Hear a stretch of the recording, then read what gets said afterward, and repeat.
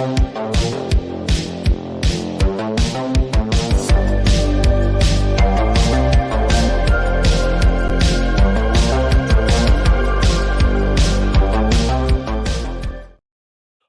up, you guys? Sean Ross Sapp. Welcome to Fightful. It is April 12th, 2023. We are here for your AEW Dynamite post-show review. But if you're new here, we're here every night, every weeknight at least.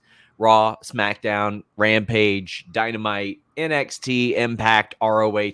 We cover all those here on the main channel. That's in addition to now 2 to 3 interviews a week and several new shows a week as well. Show us some love. Leave that thumbs up. Leave us a nice review over on Apple or wherever you can leave reviews. Even if you watch the video version, that stuff helps us out an awful lot. But there are a few things that helps us out even more than that. Super chats, Humper chats, youtube.com/Fightful. Also Humper chats over at humperchats.com. That's our Streamlabs platform. Allows us to keep a little bit more of it and lets you get your question or statement before we even go on the air for like maybe there's something you hear us talking about today and you say, to hell with Sean and Alex. I want to hear Will Washington talk about it on Day After Dynamite. You can just leave a little note, leave it on humperchats.com, and there you go. We've also got FightfulSelect.com, which is the most accurate, most robust, exclusive wrestling news service there is. I'm going to brag about that later, but it's just $5, and trust me, you will not regret it. I would love it if we could hit 10K over there tonight, maybe. We're like 72 away. Never thought we would get back there, but we've got some contract news coming tomorrow, and we had some other big news today. We got Alex Pawlowski here. He hosts shows 10 times a month usually on FightfulSelect.com. Alex, how you doing? Yes, indeed. Still getting over some horrible respiratory issue that just seems to not want to go away.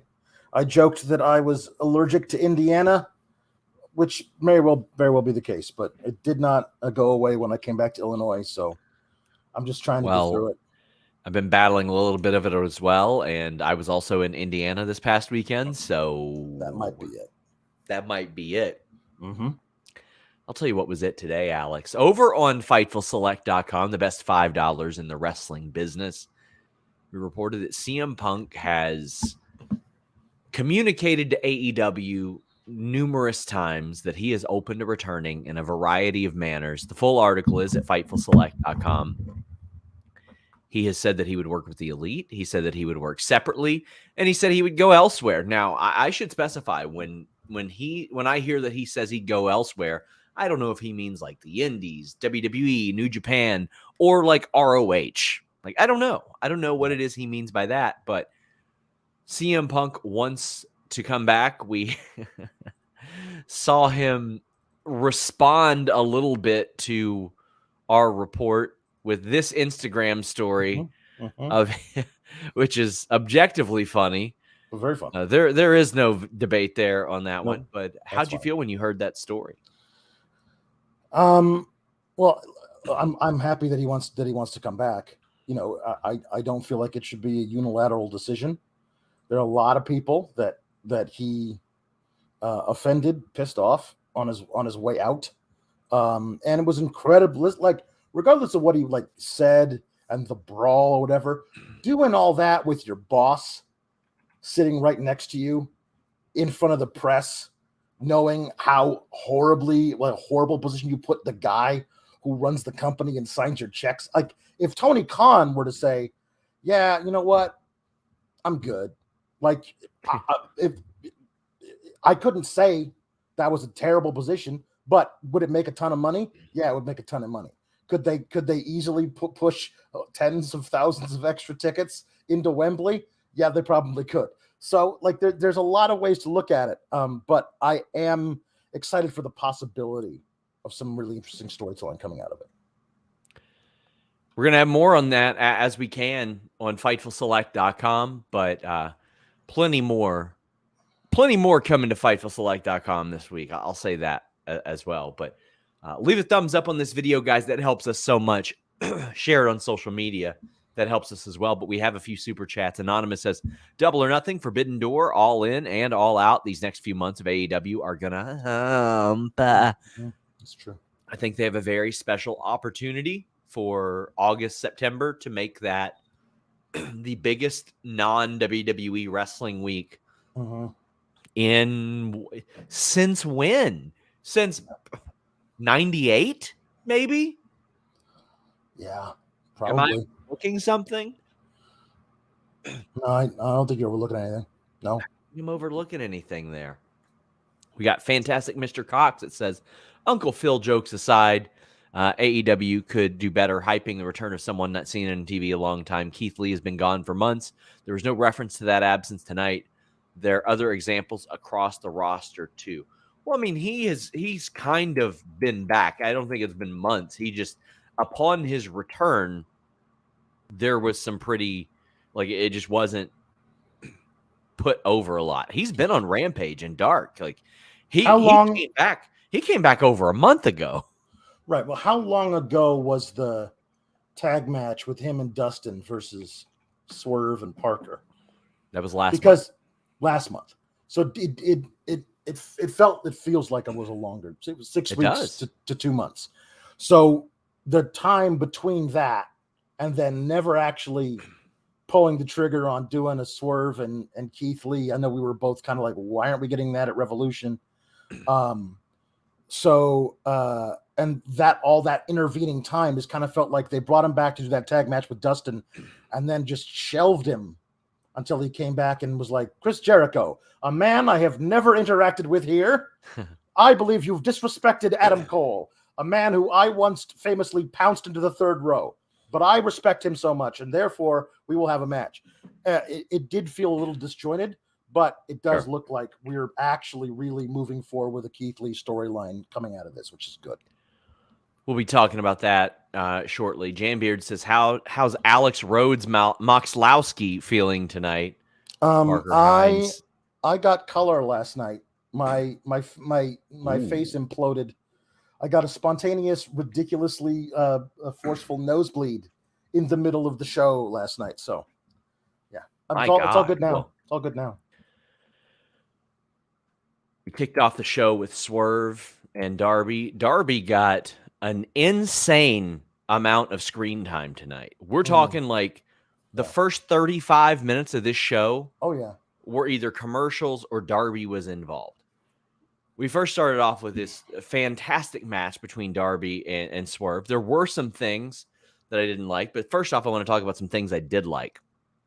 I like that FightfulSelect.com accurately reported that Brian Cage's deal was signed, and I saw a lot of people say, well, it was obvious after last week.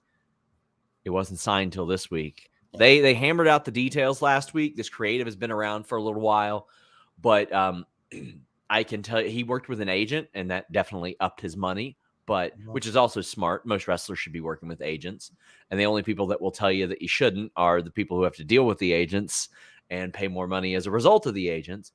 But this creative, I understand, was presented several weeks ago, and that's something that Brian Cage looked at and was like, oh, well, that's interesting. That's good. And it makes me happy because we don't have to see Parker and Trench anymore, which everybody knew was a bad idea, Alex. We all knew it. How did we know? Well, this Trench fella, all due respect to him, we had no idea what he could do because he hadn't done anything. Right. Hadn't done anything. Maybe one day he'll sprout. I don't know. We knew what Parker could and couldn't do because we had seen him not do those things prior. And then when the action started, it became very abundantly clear he was not him. Brian Cage is an infinitely better choice. Oh, it's a huge upgrade. And when you actually have the idea that the entire embassy under the umbrage of tutelage of Prince Nana is also part of the this thing, and Swerve in his like Road to Milwaukee thing, talking about there's a bunch of more people I'm going to bring into this. This is not the end of the Mogul affiliates. You got Toa Leona and Khan as well. Like that's a great little stable of guys that will look great being chucked in the direction of Keith Lee. That will be fun. Sorry if there was some sort of sound change, guys. I don't know really how to handle that, but there were some things I didn't like about this match as well. I thought it was overbooked. I thought that it kind of undermined the new merger of Swerve and Brian Cage very early on, that Darby thwarted all this stuff. I think that at least early on it should be established that this is a threat. This is something to be reckoned with. Everything besides that I looked at and I loved, because Swerve is such an unbelievable performer. And we saw him at the start of the show, the middle of the show, and the end of the show tonight, which is what I think you need from a guy like Swerve. I love the Mogul Embassy. I love that I don't know if it was intentional, but, there was a big merger in wrestling last week. And then he's like, I got a merger of my own. And that's what we did there. I thought that was really, really great. The in-ring action was incredible. A common theme that I like: good pins can beat good wrestlers. That's what I love. And I've always loved that about Darby, too, in The Last Supper. Just incredible. And Swerve strikes every time he hits that one kick, that one specific kick. I'm like, Jesus Christ, man. It's one of the best I've seen in wrestling. Yeah, it truly is.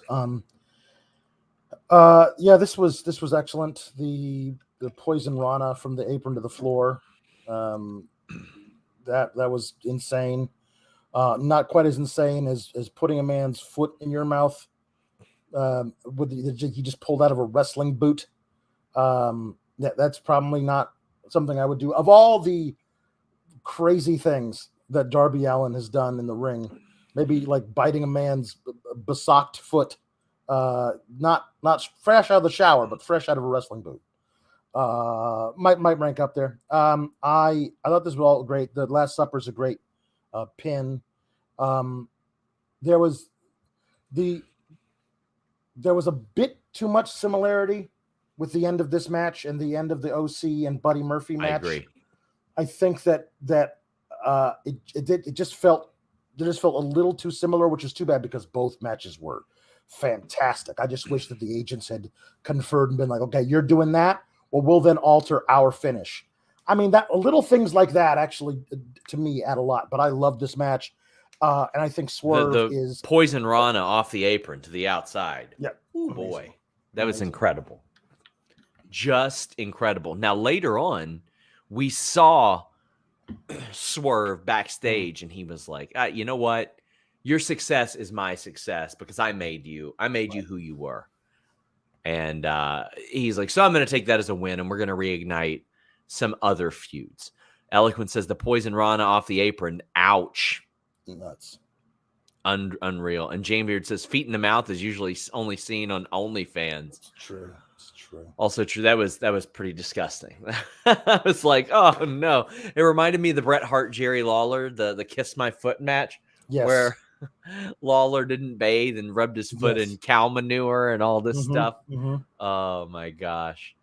We got Wombat in Combat saying, love tonight's Dynamite. Much love to Fightful. You guys are awesome. Well, thank you so much. We greatly appreciate that. I'm interested to see how the Swerve thing goes, but if he's going to have muscle, I'd rather him have muscle that can go in the ring. He can go in the ring. Yes.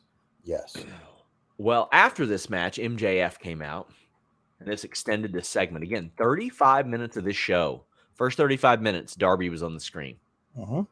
MJF comes out, and he honestly puts over Darby an awful lot. He's like, you're great. We had one of the greatest matches ever. He didn't just say in AEW history. He said ever. And it was. Like, if you would have seen that match live, you could have had even more of an appreciation for it. But I know MJF has long been very proud of that match. By the way, we unfortunately do have an MJF interview coming up on Fightful, probably next week.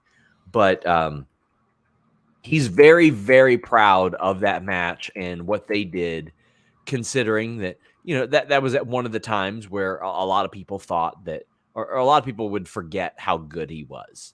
They would often just kind of dismiss it. And so many other people that night were talking about Hangman Page and Omega and CM Punk and Eddie Kingston, as they should have, both incredible matches.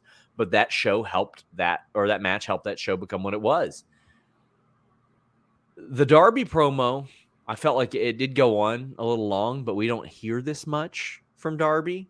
And Darby outlined his motivations, and his motivations were getting to AEW. And then when he got to AEW, he wasn't fulfilled. So he got into therapy. He started to talk to people about what did fulfill him. And he decided, Dad's going to retire, going to buy my family a house, going to take care of them.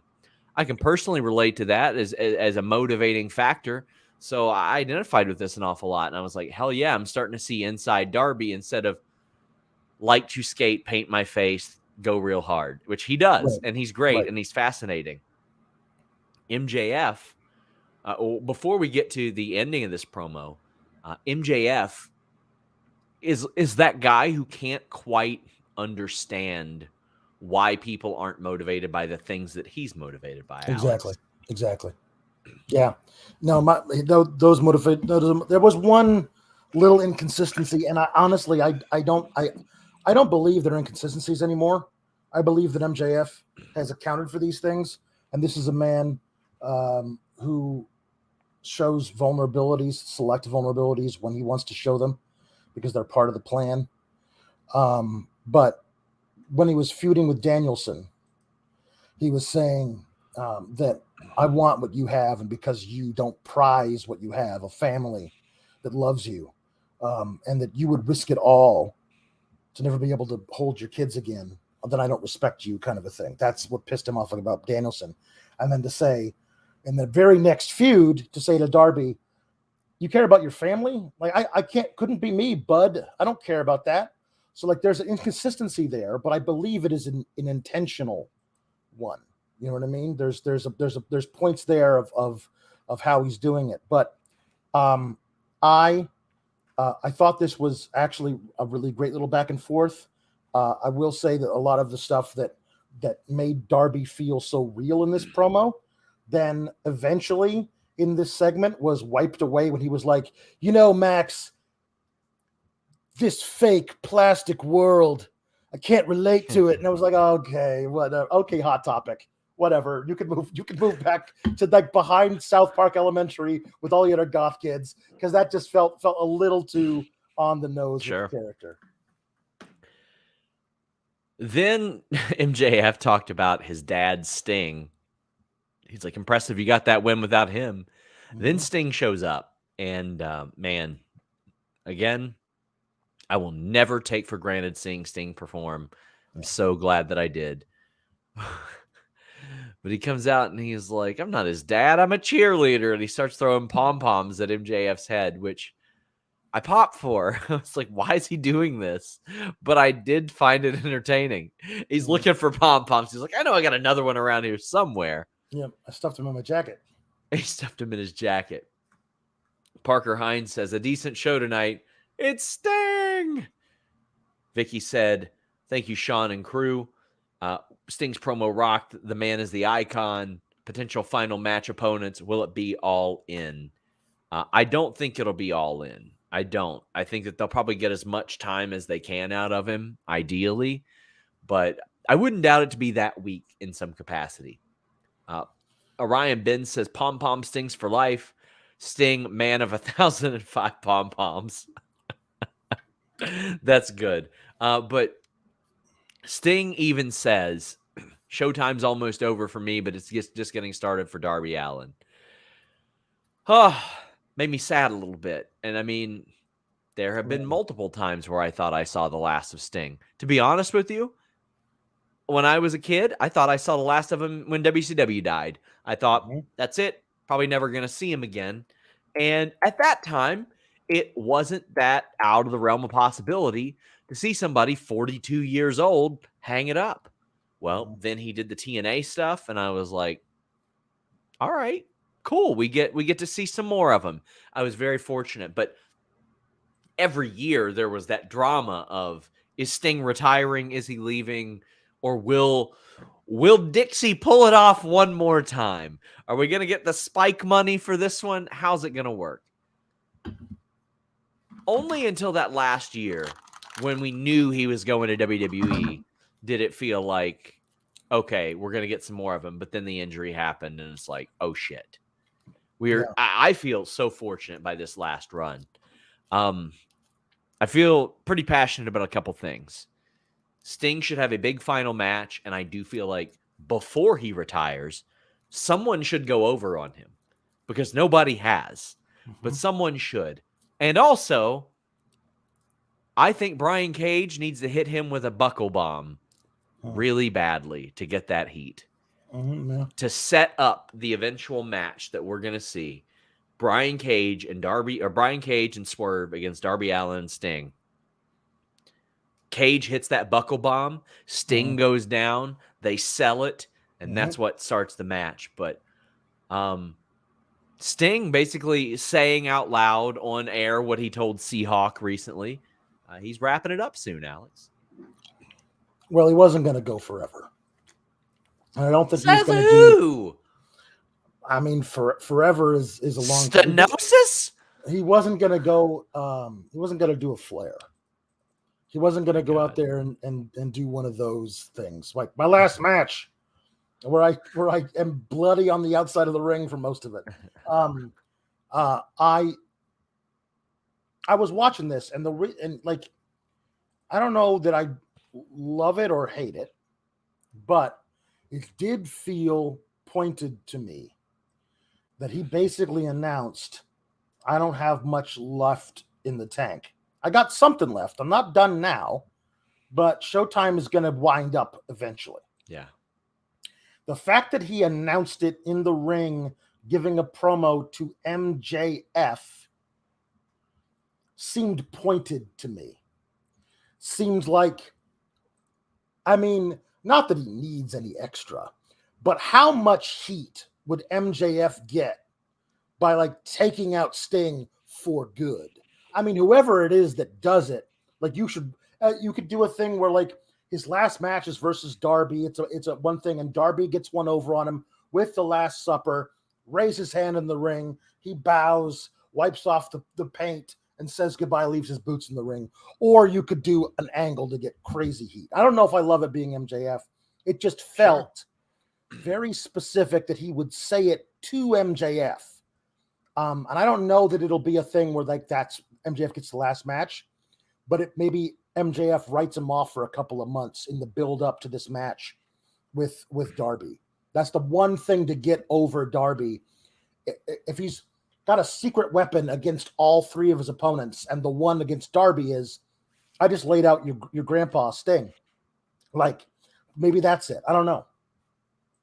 Jamebeard says Darby had the best promo in this segment, in a segment that had 3 fairly good talkers and 2 great talkers. Yep. Jamebeard says Sting and Darby are undefeated in tag action, make his last match a career versus tag titles match.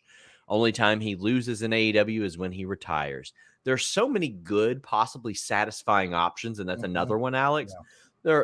There are a lot of satisfactory endings, because if they don't get a title match, well, I think that's a little bit weird, because they are undefeated in tag action. Yeah. Trey Cash sent a very generous Humper chat. Thank you so much, Trey. You're always so awesome to us. Says, just leaving Dynamite here in Milwaukee, MJF was great. Told the crowd before the show the only famous person from here was Dahmer. God damn. Well, yeah. It's not wrong. Jesus Christ. This is why you never see an MJF interview with me go unedited. There's always something that a PR person is like, you're going to have to cut that. My God. It says, we're all known for beer and cheese, which made the crowd chant that all night. It was my first AEW event, and it was great. Yeah, that was good to hear the crowd. The crowd was hit or miss sometimes, but I mean, getting MJF to come out and get heat before the show is really, really brilliant. Trey, I'm glad you had a good time. I do love that Dahmer line, though. That's a good one. Jambeard says we need a Dom Mysterio interview done by Alex. Oh, wow. Antonio Morales says, I'm thinking about subscribing to Fightful. Do I go through Patreon or can I just join the YouTube channel? If you want the exclusive news and those podcasts, it's through Patreon. The YouTube channel gives you the ability to leave some extra comments, and sometimes we post some outtake footage and some unlisted stuff on there as well. But mainly we push FightfulSelect.com. That's the best way to do it, which is a Patreon platform. MJ Johnson says, this is my third birthday in a row with Alex Podcasts, SGA for life. Keep up the good work. Much love for Virginia, or from Virginia. Happy birthday. Thank you for spending it with us. Yeah, thank Throwback you. says, I catch AEW on the fly at times, but watching you guys helps. Thank you both for being amazing, making my night better after a few rough days. Throwback, I hope you and the little one are doing well. Miss you, buddy. Hope you're doing great. It's great to hear from you. Our house Hobbs heard from Silas Young. Barely. I was excited. I like Silas Young. I love interviewing him in character. It's in Milwaukee. They book him whenever they're in Milwaukee. It was a short night of work for Silas Young. He got that ass whipped, and you kind of knew it was coming. This isn't about the match. Powerhouse Hobbs won. We knew it. He got a win over former ROH TV champion. That's good.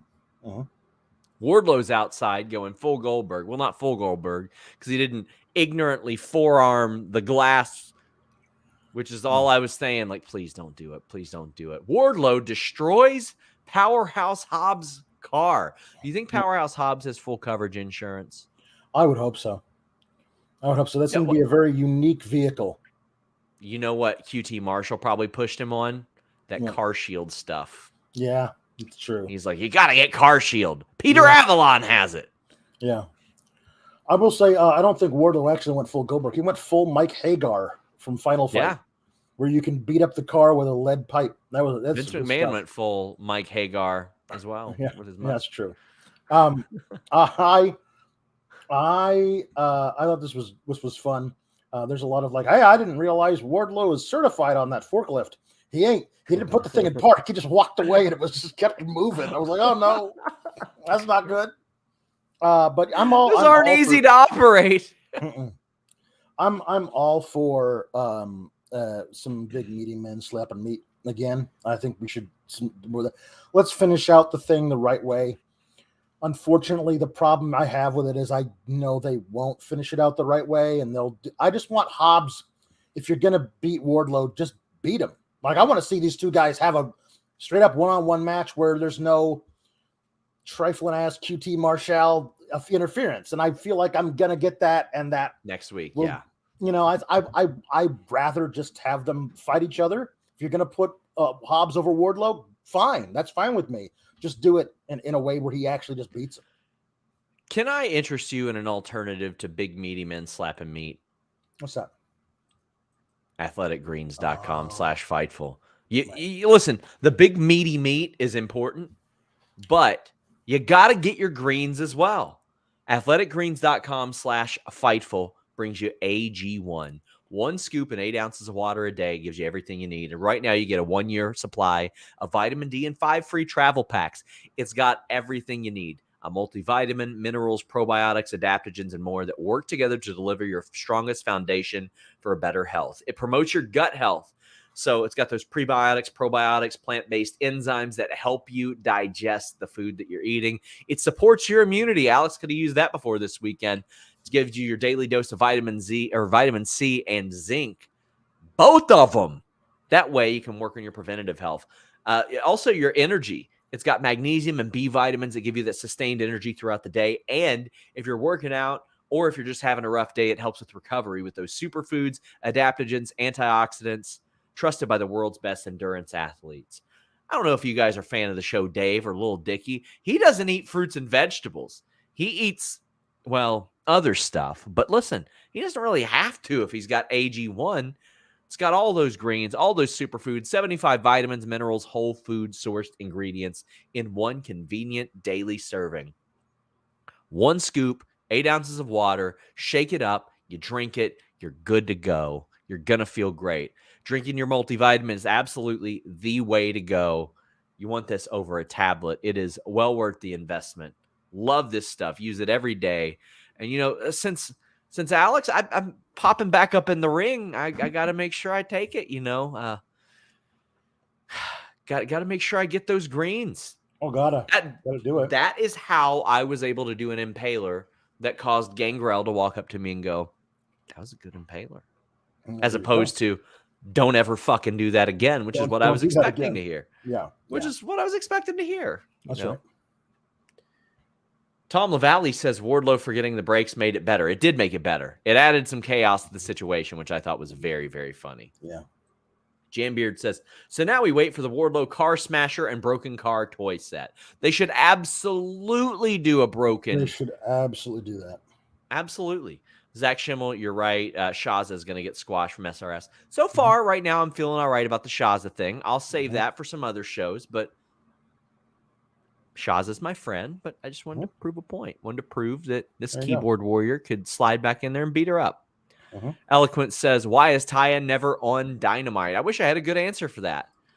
She should be. I don't think she's booked anywhere else on Wednesday nights, Alex. No. I mean, well, she's booked in Milwaukee on Wednesday night tonight. They're just filming it for Friday. So, like, it's just the way they do it. Eloquent says, hope El Phantasmo comes in for Bullet Club Gold. I've seen a lot of people saying this. So, Jay White, Juice Robinson, they answered the question. Are they still in Bullet Club? They are. Not only are they in Bullet Club, they are in Bullet Club Gold. They announced this. The ultimate rib has to be Jeff Jarrett having some loose affiliation with this out of Global Force Gold. It has to be. But this is, I think, the first offshoot of Bullet Club, besides Bullet Club USA, which is still, they still go over to Japan. We got Bullet Club Gold. Didn't expect to see it. I mean, we've also got Australia as well that appear on the Tamashi show. But what do you think about Bullet Club Gold, Alex? The name's fine. I like the name. I just love Jay White and Juice Robinson together. I like. Oh, hell yeah. Ricky and Action Andretti is going to be something. Probably going to do that first. I don't want to hurt the momentum of Ricky overall. But I also want to push Juice Robinson and Jay White to the moon.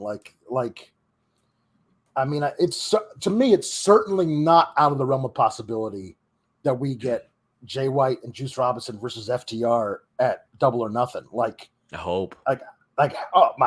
That's a hell of a tag team match. Just as the fourth or fifth match down the card, probably. So this is that. There's a lot of really great stuff. But like I said, I think Ricky Starks is one of the future top guys of the company. So I don't want to leave him in the dust. But you also feel like Jay White is here and she's teamed up with Juice Robinson. You got to make those guys feel really special. I want to see a little bit more added to the Japan-based Bullet Club as well. I mean, WWE has their own offshoot that isn't on TV right now.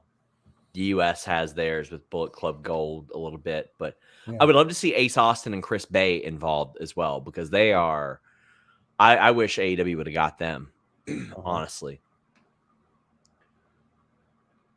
Orange Cassidy versus Buddy Matthews. Man, Orange Cassidy is so good at this. We know Buddy Matthews is good at this. He's one of the best in-ring performers there are. I can't wait for the eventual Kenny Omega Buddy Matthews match that they just haven't given us yet, and they owe us for sure.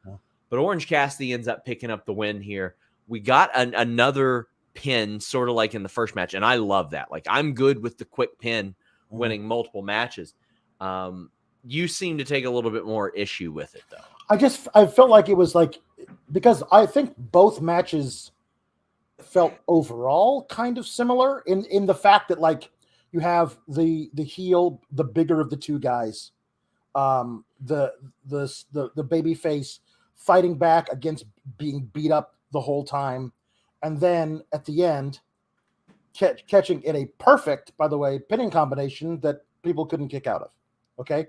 So I just felt like I wouldn't have even noticed any of the overall similarity if it had not been the finishes were almost identical. But if you look at each match in a vacuum, they're perfect matches. I wouldn't change almost anything about them. Buddy got a chance to really show how valuable he can be. He was kicking out of crazy stuff, taking amazing bumps, doing awesome strength work. He's so fast. There was some really great, solid in-ring storytelling with him and OC. This is Buddy's best match in AEW. I don't think that's a stretch of the imagination to say that. It was incredible. It was great. Yeah. This is so good. I love that he got caught by the pin, but as OC was being taken up the ramp, he's sitting there to the camera, like, I almost had you. I was that close. And I loved it. I thought this was excellent.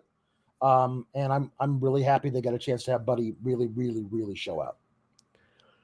Brent Lockman says Buddy looks like Pat Buck took the super serum.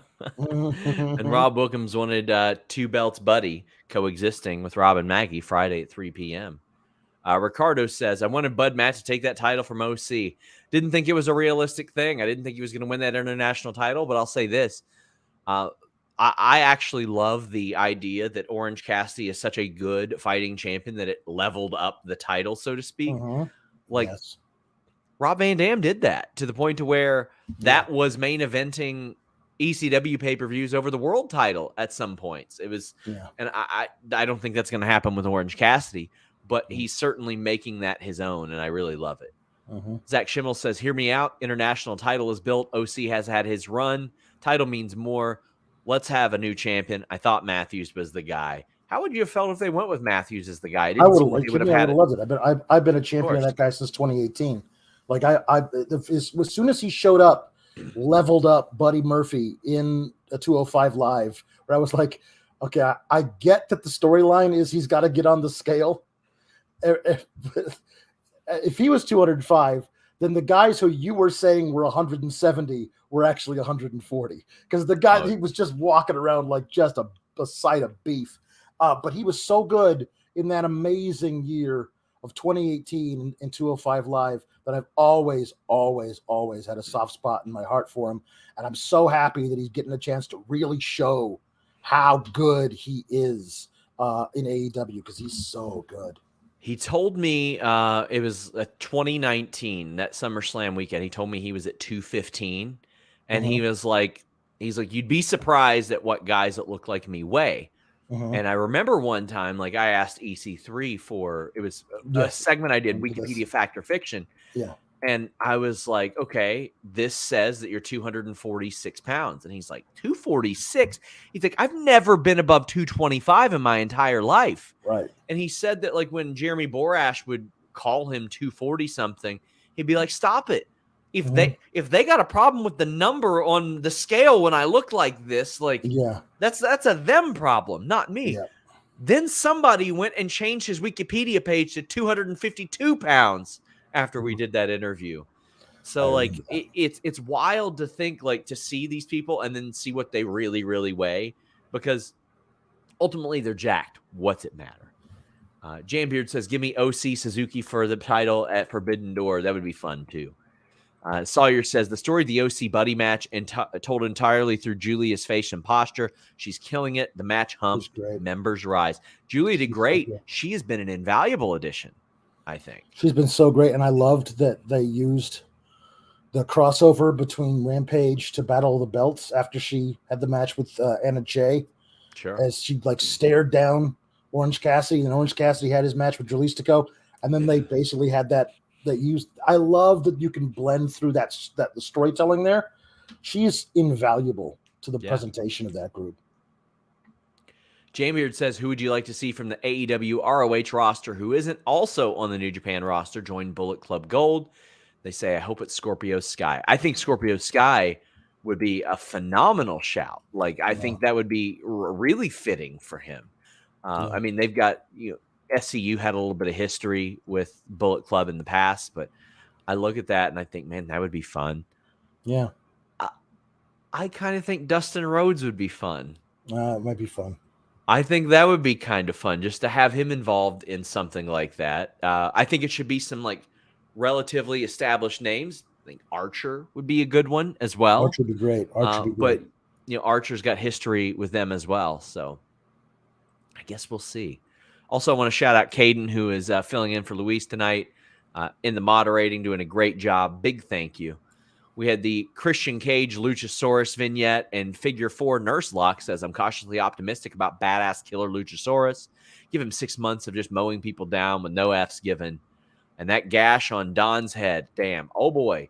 Don got busted open big. This is another week of these vignettes. I'm still liking them. I don't want him to go, like, forever and ever and ever. I also don't want to see him just crushing donks. I want to see him crush some people that matter. Yeah. But I think that would be cool. And Tom LaValle gets it. Dustin Rhodes, gold again. There you go, my friend. You understand it. You get it. You get it. Meet Normus says, "Hi, buddies. As soon as I saw the Hobbs mobile, I knew it was getting smashed. WWE won't travel Shotzi's tank, so this hoopty didn't stand a chance. I do need Hobbs away from QT, Kate, and the gang. This match should hump. Listen, I like QTV. I don't care. I enjoy it. I'm sure you do. I like his finish, too. Have you seen his finish? It's cool. That dirt sheet driver? Holy shit. Ethan Page comes out, says he hasn't tanned. He hasn't bathed or done his hair. And he wants to know what's in the contract. He got duped, Alex. Matt Hardy said, "Oh, we got our own freedom. We get the match that we want as well. We got a lot of things back." Well, this leads to a ruckus where the firm is beating up Hook and Matt Hardy, and they're beating up everybody associated with Matt. Everybody that Matt Hardy's ever known is getting their asses whipped right now. Isaiah Cassidy's out there getting beaten up. Jeff Hardy's back. FightfulSelect.com reported tonight that Jeff Hardy was backstage and he would be back. Best $5 in the business. Got an incredible pop. Looked great physically. That's great to see. Conflicted feelings, obviously. Yeah. Because this isn't like, oh, well, he's getting a second chance. This is like a lot of chances. This is a whole lot of chances. And like, these are the ones that we know about. Like, we don't know like what other issues may have happened, but there was the Sting incident. There was him getting fired in 2003. Of course, there was right after he left the company where there was that situation. There was this past situation. There was what led to his WWE departure. Michael Keys says, "I'm just over Jeff Hardy. Can we stop?" Dan says, "Jeff Hardy getting back on TV after his 11th DUI before Punk is a bad joke." I don't think those are comparable situations. I don't think they're comparable situations. Situations at all. And we have Anna Rudd saying, "I have several questions about Jeff, and I probably won't get real answers. Just say, hope he stays safe, off the booze, and in the driver's seat. I'm worried." Yeah. At this point, I don't feel comfortable if I ever hear that Jeff is doing anything like that, even in his free time. I'm not here to finger wag about addiction or anything like that. No. But, I'd heard last year, WrestleMania weekend, somebody was drinking with Jeff. Well, it's not a good idea. No. Then I would hear after that, well, there was a situation and like he was in the lobby of the hotel and he had drank. Okay, well, that sucks. And then what happened. You're putting lives at risk constantly, repeatedly, putting people at risk. It can't happen again. No. Jeff needs to take the precautions. AEW needs to take the precautions. I know a lot of people point at Matt. He ain't his brother's keeper. You can't, like if you're putting this on Matt, you can't put it on Matt. He can only do as much as he can. But as a company, AEW can certainly do an awful lot of a lot more. Jeff Hardy has to do a lot more. Work it into his deal. Get him a driver. Make sure he's always got a driver. There's no. Somebody was saying, why are they not similar situations? How the fuck are they similar situations? All due respect. No. The CM Punk and Jeff Hardy things are nowhere near the same situations. No. Absolutely not the same situations. Can't even be compared. Like, just not the same. No disrespect, Michael. I like you a lot, but nowhere near the same thing. No, you can say I can say I don't think either one of them should be back. That's not me saying it, but you can say sure. I don't think either one of them back. But it's not me saying I don't think that Jeff should be back because I don't think Punk should be back. They're not. It's not causation. It's not the same thing. So I think that there's a professional standpoint between the Punk thing. I think that there is a very specific health and legal thing for Jeff. If alcoholism is a horrible thing. Addiction, relapses. A very, very good friend of mine who I watched spiral into alcoholism, got his life back together. He's now married with a kid. Like, he's years sober, but it is difficult for him every day of his life to not, he's got to actually concentrate on it. So the thing of it is I just hope this is what Jeff needs. And that, not what he wants, what he needs, and that that AEW is going to put in place the safeguards for him to do the thing that he needs to do to be healthy mentally, and while not allowing him to slip back into addiction and the destructive, not only self-destructive, but destructive to anybody else. That is but for the grace of God situation that any of the times he's gotten behind the wheel while drunk, he didn't kill somebody. Or himself, or many people. Himself or somebody else. There was no, as far as I know, there's no indication that there was alcohol involved. But you have a beloved person in your organization who in January lost his life in a car accident. Like, you cannot allow this kind of thing to even be possible. So when you say get him a driver, I mean, like, there is a guy in every city that they go to who meets Jeff at the airport. Jeff gets in that guy's car. That guy drives him to the hotel. That guy picks him up. That guy drives him to the venue. That's it. Like, he doesn't get it. Like, you got to figure out ways of safeguarding him against all that kind of stuff, because there's just, the possible tragedy is too horrible to even comprehend. So I need this to be a happy ending, because if it turns out to be anything less than that, it's going to be really sad for a lot of people who I see on Twitter saying, yay, Jeff Hardy's back. He's my favorite. I grew up loving this guy. I did too. Like, Jeff Hardy was my favorite guy the first year or two when I was watching wrestling. I was like, this guy's amazing. How can he do those amazing feats of daring do, where he flings himself off a 20-foot ladder? Well, you know how he does it is because he self-medicates afterwards because he's in horrible pain. And this is what has happened to him over 20 years of doing it. And so I want everyone to come out of this okay, Jeff especially included. And, there will be people that say, well, why is it just on AEW? It's not just on AEW. It's on Jeff, too. But if they're going to use him, knowing what we know about Jeff Hardy, then you got to take those safeguards. You have to protect not only Jeff, you have to protect other people and help Jeff as much as he possibly can. There's somebody that says, where was it? Jeff Hardy's driver is RJ City. That's a show you never knew you needed. Listen, I want his life to get better, not worse. Yeah, I'm not looking like I not at all. Callum says, I don't know how I feel about Jeff Hardy returning. I hope he finally got past his demons. Me too.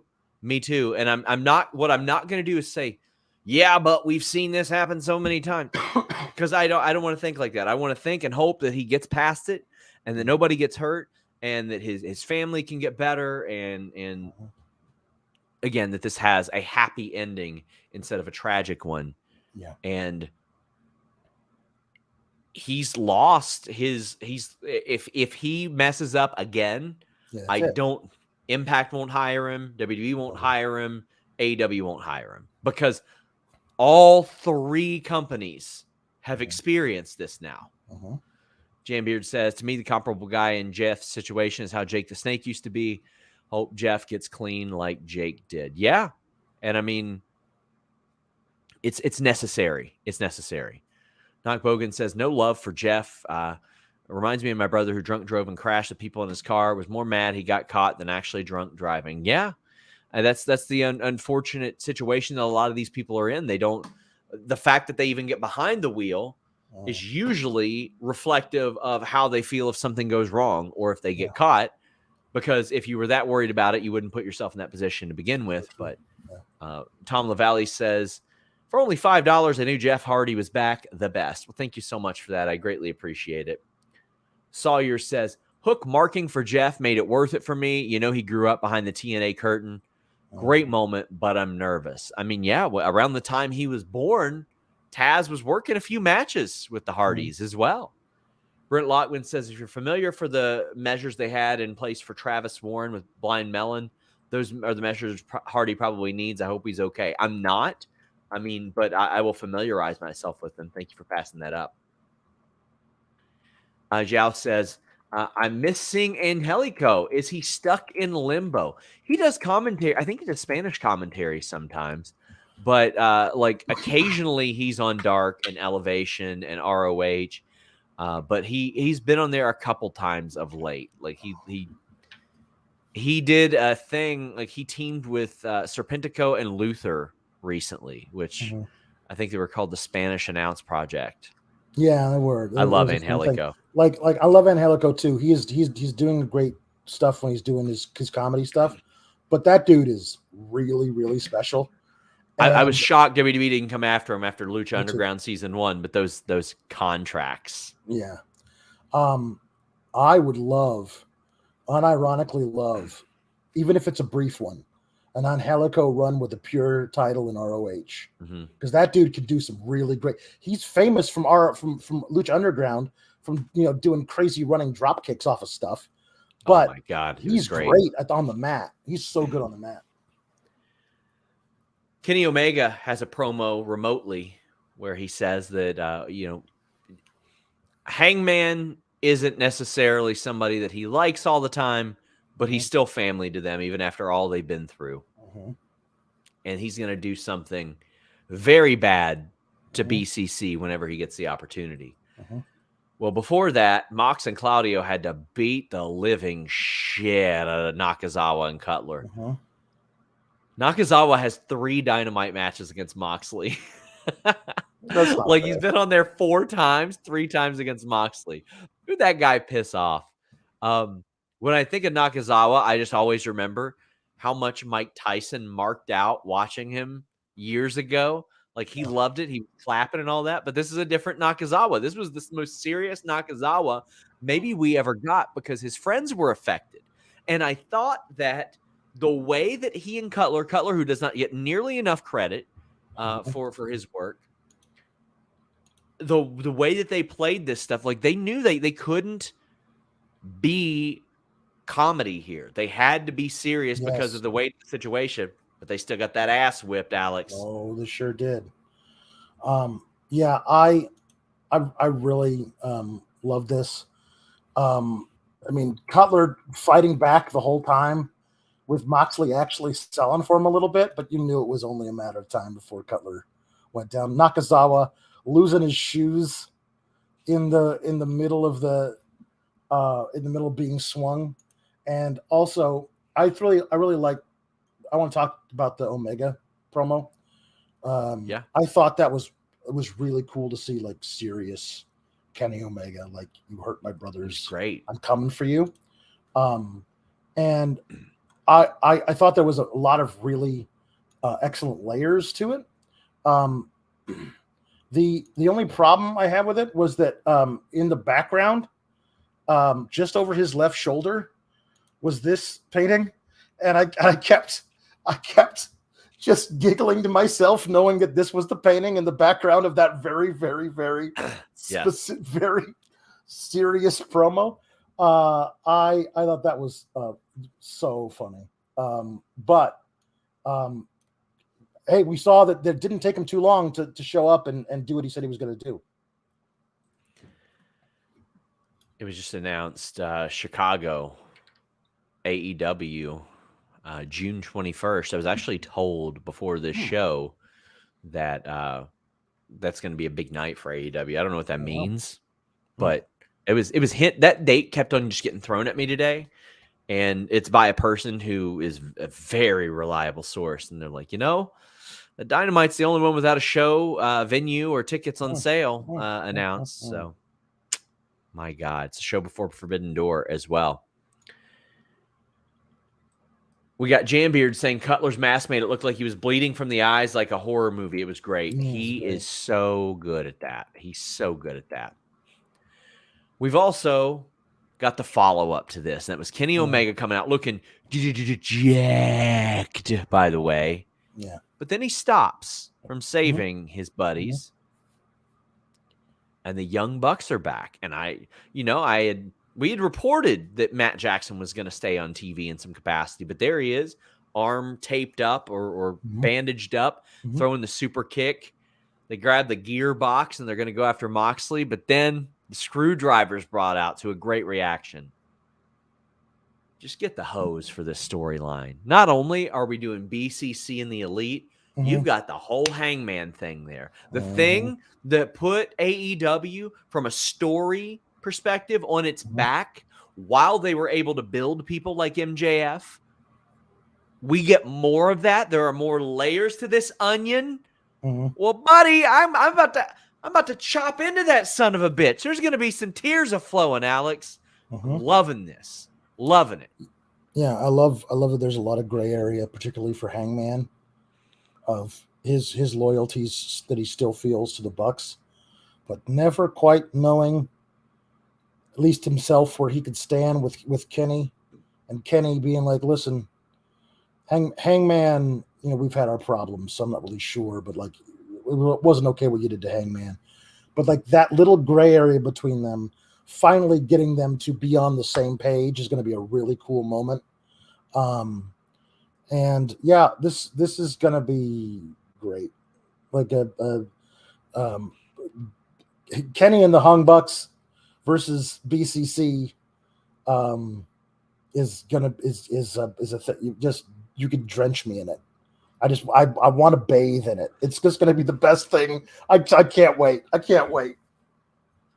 Eloquent says, any word on when Thunder Rosa comes back to the ring? I check in every now and then. Haven't really heard an update, unfortunately. I would expect her to be around at the shows as much as possible, especially since Brett kind of put it out there. I don't know why you can't be there. Anthony Martin says, super bum Dynamite is the same night I have tickets to see Fall Out Boy at Wrigley. Is that the night Punk returns? I'll say yes. There you go. I'm reporting it right now. Yes. Aggregated everybody. Everybody aggregated. That's the night that CM Punk returns, is June 21st. All right, there you go. Kyler, clip this. And also make sure to edit it if I'm wrong. If I am wrong, I might need to go on a vacation, Alex. Might need to get the hell away. Yeah, I get it. But, even if I do, I'll be able to watch all my favorite shows. Thanks to nordvpn.com/Fightful. Alex, you know what one of my least favorite things to do is? What's that? When a new show that I like drops weekly, like on streaming services, sometimes you got to wait till 3 a.m. Eastern because you got to wait till midnight Pacific, right? Well, not with nordvpn.com/Fightful because I can subscribe to overseas services. And as a result, I'm watching those shows on their time. So it's 5 hours ahead. I get to watch it at 7 p.m. Eastern. Hot diggity darn. You get a great deal, 4 additional months free, a free gift, a 30-day money-back guarantee. There's nothing to lose out on nordvpn.com/Fightful. In fact, the UFC pay-per-view that I bought this past weekend at a severely reduced price paid for the entirety of the subscription with the savings that I got there. And listen, you never know what WWE might do to make a buck, right? I might bring back full price pay-per-views. You don't know, but never fear, because you don't even have to worry about Peacock. You can get the old WWE Network interface like I have with nordvpn.com/Fightful. That's just one of the many features that you got there. You got that online threat protection as well that blocks online trackers, hackers, and gets snoops away from your data. Their newest feature protects you from ads, trackers, and malware. You get secure and private access to the internet, protect all your devices, even your router and smart TVs, and enjoy a fast and stable connection anywhere with the fastest VPN in the world. You got some of the biggest names on the internet, like Philip DeFranco, Casey Neistat, I think that's how you pronounce his name, but most importantly, Sean Ross Sapp and Fightful talking about nordvpn.com/Fightful I love it. You can get 59% off plus 3 extra months. They've got a series of deals, but you got that 30-day money-back guarantee as well. Check it out, nordvpn.com/Fightful. Absolutely love these guys. Bill says, Alex sounds like he's a part of the D'Angelo family. I met Tony D at Wale Mania, of all places. Cool. He was with Julius Creed. Perfect. It was just fantastic. Skye Blue and Riho against Toni and Ruby. Skye Blue had been under a tiered deal. She is now fully all elite. The Real Nerd says Skye Blue appreciation chat. Happy that she's all elite. How'd you feel about this match, Alex? I mean, I think we kind of knew what it was going to be. Skye Blue taking the pin, and hey, it's the Outcasts. They're going to paint a yellow L on somebody's. And look, it's going to be a run-in by Jamie Hayter and Britt Baker, and I feel like that we haven't got a lot of new stuff here. Like I don't know what the next step is. I just want to hit you guys with a stat. Skye Blue is 0-18 on Rampage and Dynamite. At some point, she's got to win. Like how many times? Listen, and she's great. She should be signed. She's improving at such a quick rate. But we've been seeing this song and dance for 16 months now. You know, she'll face Ruby and Toni and Britt and Marina and Serena and everybody, Saraya, all these people, and she always loses. Always loses. At some point, it stops becoming compelling. I was a little convinced. I was like, all right, are they going to give her the win with maybe Riho tonight? Nope, not happening. Then you had the run-in. A lot of people putting a lot of stock into what Britt was wearing, the colors that she was wearing, Alex. I don't think there's any telegraphing there. I don't know. Like, I want forward movement of the storyline because it feels like they're taking up the women's title with it, and it's not really doing much. Like the Outcasts could add Athena, the homegrowns could add somebody. I don't know who, but like it just feels like it's been the same cast of characters doing the same kind of matches with the same kind of finish for a while. We got somebody in here that keeps on saying, oh, but the actual match, the moves, the wrestling, anything. Hey, do you have TV? You can physically watch the match if you want to see us call play-by-play because we don't fucking call play-by-play. We'll talk about some spots that we like. If we like the winner and loser and all that. I see you in here. Just so you know, here's your attention. If you want play-by-play, well, go turn on the show. You can watch it yourself. Hey, you know what I liked? I always like Toni Storm's hip attack in the corner. Looks fucking great. You know what I'm not going to do? Break down each move individually. Because you know what's funny, Alex? I got bitched at a lot this past weekend after doing a real good impaler. Yeah, people were like, oh, he's got the nerve to rip on wrestling moves. I'm like, no, I don't really do that. I don't really do that. I definitely don't do that on Twitter. But I'm not going play-by-play of this stuff. They can watch the show. They can see. They can watch the highlights of it. We'll talk about points of interest that we like and that we don't like and spots in the match that we think could, should, would happen. But, hey, Playboy, go do it. Be the change that you want to see if you're that concerned about it. If you see a gap in our coverage, if you see a gap in somebody else's coverage, fill that gap. That's what I did. Caden says, same trope, 3 segments in a row. Face makes a save. Yeah, it becomes the same thing over and over again. It really does. Vasco says, do you think the Outcasts need to recruit? If so, who? Athena is the one that stands out, Alex. It's a perfect shout. Like, you know, she was never appreciated the way that she deserved on the main roster of WWE. When she came to AEW, it's the same story that they're telling with all the other Outcasts, that everyone was so happy to see her But if they didn't book her to win her first title match, everyone kind of got tired of her. So she turned heel, and now she's having an amazing run as ROH Women's Champion as a heel. It's a perfect story for her to be involved in it as well. We've got Jesse saying, sad to see how lackadaisical AEW health standards are, is not happy about all the blood. Mr. Nice Guy Rye says, the women's angle with Originals Outcasts is completely stale and directionless. Big fan of Britt, Jamie, Saraya, and Toni. The rest of them, it's the same thing every week. It is.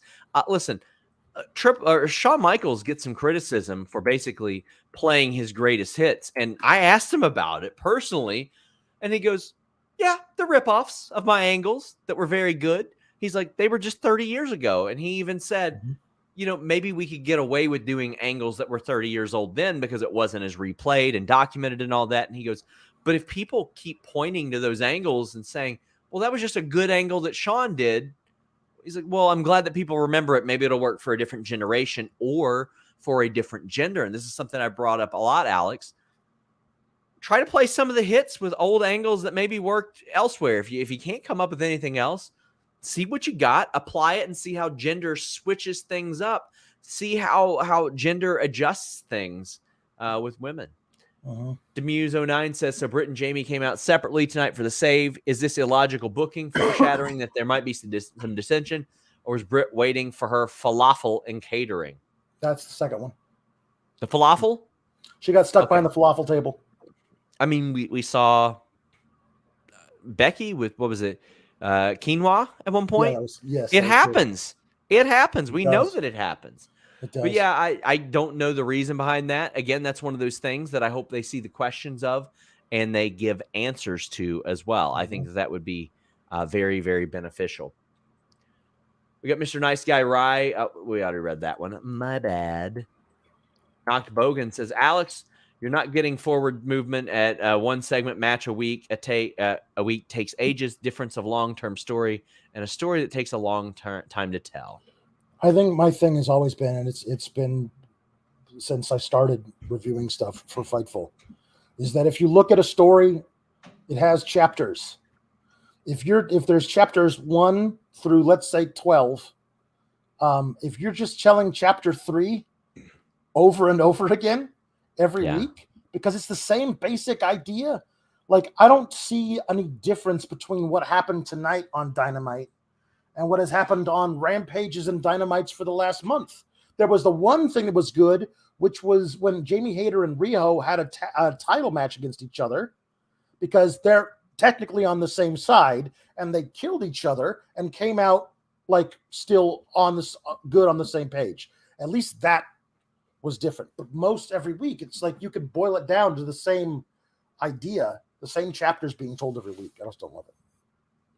Chi-Town Spurs says, just popping in to say the Raptors lost to a 9-year-old girl. Listen, friend, I was a Bulls fan before I embraced Toronto. Bulls haven't won shit in a long time, and that hurts me to say as well. Izzy says, the Boss and the Ross. That's the new List in Your Boy name. I want one that's better than the terrible name that we have now. Jambeard says, but Sean, we need you to do a live play-by-play of Tony's butt to the face from that Impact move. Were you like Taz? No, but I will say it's one of the most convincing offensive moves they have. The sell is always great. Yeah. Michael Keys says, shouldn't have compared the Jeff situation to anything else earlier. Just annoyed by it for personal reason. Please keep up the great work. I mean, I know you didn't mean anything malicious by it. I know you to be a good person. And listen, it's understandable. And it is completely acceptable to be upset or feel some type of way about that. Absolutely. Without a doubt. Like, you won't get any complaints out of me there. William Tucker saying, looking forward to BCC versus the Elite. But could they, or should they have waited another week? I don't know. Well, it all depends on, again, now, maybe you don't have to have them come back and now. You could have just had Nakazawa and Cutler out there trying to prove something to get revenge for their friends, and they get their asses handed to them tonight. And then next week, the BCC comes out and says, there's nobody left for us to beat up. So we're just going to have to beat up everybody else in the locker room. And then you could have Omega and the Bucks come back, and you could do that a second. All I want to do is make sure that we're not jumping the Elite back to then have next week have no progression of the story. Because if we're really not going to get this until Double or Nothing, which by all means, this is a huge, huge match to do. That's a lot of Wednesdays to fill between now and the end of May. So I just want to make sure there is incremental progress every week in telling the story. Well, time will tell if it was too early. Chi-Town Spurs says there are other women that can have a match. This has been taking up the Loans Women Dynamite match on Dynamite in ages. Do a backstage interview or promo. Yeah, I don't disagree. Maybe integrate it with some other stories as well. Mm-hmm. Like, why is Jade just on an island all by herself? Why can't some of this creep over? I've never understood that. I've always said Jade's character would be like, I always say it's like Daniel Plainview from There Will Be Blood, Daniel Day-Lewis, who's looking at a map and points to a thing, says, this. Why don't I own this? That's who I feel like Jade should be. I should have all of the belts. And once I beat that bitch for her title, I'm coming for the guys' titles. Like, that's the character you've created for Jade, because that's how she carries herself, how she speaks, how she moves, everything. So once you've created a character like that, having her never like move in that direction feels like you're belying the character and saying that Jade believes that there is a glass ceiling for her, and I do not believe that Jade believes there is a glass ceiling. Flun Dinger says storytelling is progression. If there's no progress, there's no story. In TV, you need at least 2 of 3 things to keep viewers: spectacle, quality, and progression. And one is always progression. I agree. Mm-hmm. It's got to feel like there's something new going on. Like, it's not the same test pattern over and over and over again. That's what I feel like I'm seeing out of this angle, and I'm ready to not see this out of this angle anymore. So I completely agree, and I thought that was a wonderful humper chat that we got from Flendinger. Spectacle, make them feel like you haven't seen something you've seen before. Quality has to be good, and then progression. Do something a little different. Yeah. Speaking of different, guys, I announced today, I'd mentioned this a while back too, because we did this interview a while back. I've got an interview and feature for Nick Komoroto coming up soon. He's never done an interview before. Ours was the first. We connected over that ADHD post that he had, and we got in touch. We did an interview. I'm working to finish that feature. It got a little bit sidetracked during WrestleMania season, but you guys are going to love this, especially if you've got ADHD, you got a family member, a kid, sibling, anything, and they're having trouble dealing with it. He and I found a lot of contrasts of what we excel in and what we struggle with. And I think that really puts that in perspective. That will be coming sooner than later. Jambeard says, I can say leave Gang Wars match for later. Double or Nothing, do Brian Mox versus the reformation of Kenny and Hanger. I mean, that's another aspect, is that Kenny and Hangman are one of the all-time great AEW tag teams, even though we look at them more as AEW world champions. So you could break it up a little bit. You could also do the Bucks versus Yuta and Claudio in a separate tag match. You could do some fun stuff there. Keith Lee versus Chris Jericho. There's a funny spot where Keith Lee kisses Jericho on the head, and Jericho is like, "The fuck?" type of thing. I know that you hate Jericho winning. I've got mixed feelings. They telegraphed it. So. They did telegraph it. He wasn't going to beat Jericho tonight. No. There are some things I like and I don't like about this. I like that it was Swerve that caused this. Mr. Acosta says Swerve turned on Lee in December. Whoa, that sounds kind of personal, pal. Anyway, we shouldn't have needed this to get to a Swerve Keith Lee singles match. No. Because the turn was 5 months ago. But I'm glad that it's happening. I'm glad that Swerve made it a thing and mentioned it, because that's immediately what I thought. Who else does he have issues with? I'm really glad that happened, because Swerve and Lee has to happen. It has to be on like Double or Nothing. We need that, and then we can go towards the Darby stuff even more, because Darby's got other things. But I would love that to be like sort of the thing. Like Swerve is petty and he doesn't forget. So now he's going back after Keith Lee. And then after that, he's going to go back after Darby. He lets you forget, then he takes advantage of it. Yeah. I thought the match was pretty good. The crowd was sometimes into it, but then a lot of times not. How'd you feel about it? Swerve doing the Denzel meme. I'm leaving here with something. Yeah. I'm leaving here with something. Like he actually just straight up said it. And so we knew. He's like, oh, right. I had forgotten that I had some unfinished business. Well, we didn't, Swerve, because we've been waiting for you guys to finish this feud for months now. So I'm glad that they're actually rekindling the feud, and that's good. But him saying, I'm going to, finish the unfinished business, just made it be, okay, so when, not if, when does Swerve come out of the crowd wearing his balaclava, hit him with something, turned out to was the ring bell, and cost Keith Lee the match. And it turned, that happened, but there were a lot of fun stuff that happened in between, which was, my favorite one was Chris Jericho getting the knees up on a Keith Lee moonsault, which hurt Jericho more than it hurt Keith Lee, which I love that spot. And that should be, if anybody ever gets the knees up on a Keith Lee moonsault, the rule is that hurts you more than it hurts Keith. Yes. That should be canon because that was so cool. Because honestly, that's a great way to snap both femurs. The amount of weight coming down on your knees in that particular configuration was great. There was a thing Big Boss Man, Big Bubba used to do where he would like headbutt the Giant or one of the Tongans, and then he would sell it because he was like, regret. One of those. Yes. I love that idea that it doesn't always work. Well, I love that kayfabe thing that if you're going to headbutt Ming, just don't, maybe. I like that. Evil Wizard says Chris Jericho had a face like a bulldog eating a wasp as Cole Lee walked up the ramp. I really thought that Jericho did Keith Lee a big service the last couple of weeks, playing up like how threatening he is and how much of a competitor he is. Chris Jericho was not keen on having this match, being in this match, being confronted by Keith Lee. He thought that was a world he would never have to approach. He thought that he could just kind of avoid him, mind his own business, and not deal with it. But unfortunately for him, Keith Lee was like, no. This is somebody that I have a professional courtesy for.